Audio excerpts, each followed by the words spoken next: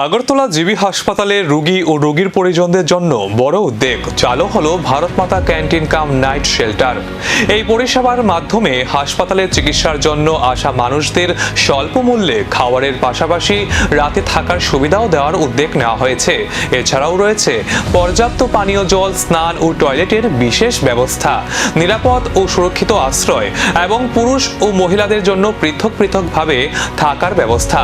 উদ্বোধনী অনুষ্ঠানে উপস্থিত ছিলেন মুখ্যমন্ত্রী প্রফেসর ডক্টর মানিক সাহা সহ আরো বিশিষ্ট ব্যক্তিরা। হাসপাতাল কেন্দ্রিক পরিষেবায় সাধারণ মানুষের সুবিধা আরো বাড়াতেই এই উদ্যোগ বলে জানা গেছে।